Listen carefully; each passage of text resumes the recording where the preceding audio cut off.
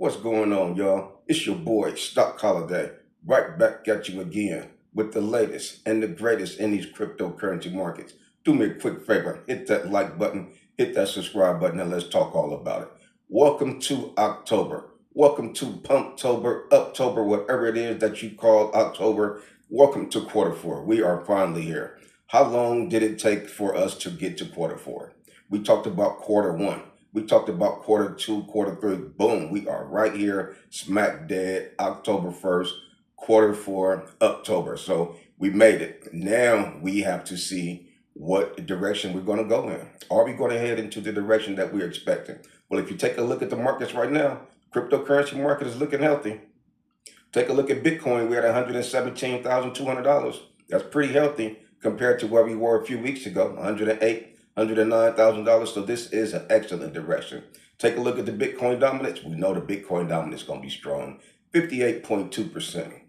That's saying that we do have a long ways to go before we see the Bitcoin dominance to drop to the levels that we want to see at, the levels that will make our altcoins really start to pop. Take a look at the Fear and Greed Index. It's at 42. And that's because of a few different reasons. We know the government shutdown is official. An agreement did not come to pass last night at midnight. Now the government is officially shut down. Federal government shutdown, what does that mean? How will it affect October? How will it affect the cryptocurrency market and the stock market? Well, we know last night Congress failed to come together and pass the annual funding bill, known as the appropriations bill.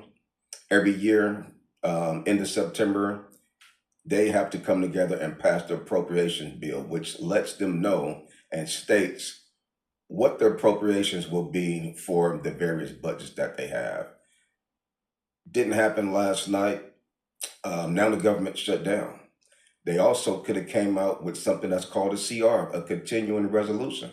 They could have extended the deadline, but politicians, this side think they're right, that side think they're right. Now we are met smack dead in the middle with a government shutdown. Almost 800,000 employees, almost 1 million employees will get furloughed, no longer have a job to go to this morning. Some employees will still have to go to work, federal employees will still have to go to work, TSA employees, and get no pay. That's not a good feeling. How many of those employees you think will be calling in sick? So if you have to be flying using the airports, all that stuff, expect some delays, because that wouldn't be a good feeling to me if I was a federal employee. You told me I still had to come to work, but I wasn't going to get no pay. Maybe I got to go drive Uber today. Maybe I got to go do some DoorDash. I got to get some pay. These bills got to get paid. These bills don't want to hear nothing about federal government shutdown. So it's going to be a little bit uptight over however long this thing gets played out. So non-essential government activities, some of the museums, some of the federal parks, a lot of the employees, most importantly, which that part I don't like. You know, it's like the regular people get affected. Why don't they cause the politicians to cut their pay? Maybe y'all shouldn't get paid while the budgets or while the government shut down. Cut y'all's salary to zero.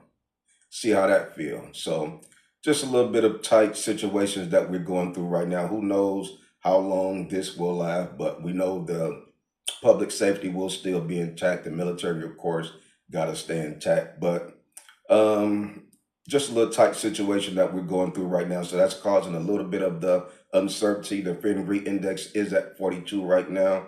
Take a look at Ethereum. Ethereum is still strong, $4,330 for old man Ether. Some people started buying it when it dipped down to $3,800. That was an excellent decision. Ethereum dominates 13% right now. So when Bitcoin was $108,000, we talked about, was $124,000 the all-time high? Was that the top of this particular cycle? And I think we all kind of agreed, no, that wasn't the top. So when it got down to 108, when it got down to 109, people were buying who knew that the Bitcoin would get back to 124 and above. But there were so many people that was so scared to buy these dips, didn't trust the process, and probably still don't trust the process. According to the FinRe index, there's a lot of uncertainty out there in the market. You read in the comments, and people are very concerned about the direction that we are going in as far as the cryptocurrency market. Why are my altcoins not pumping? Why are my altcoins still low? Why is my portfolio still low? What is going on? Why, what, when, where? All of the questions, all of the how. It's a lot of questions on the table right now. But we know that we're in quarter four. If you like me,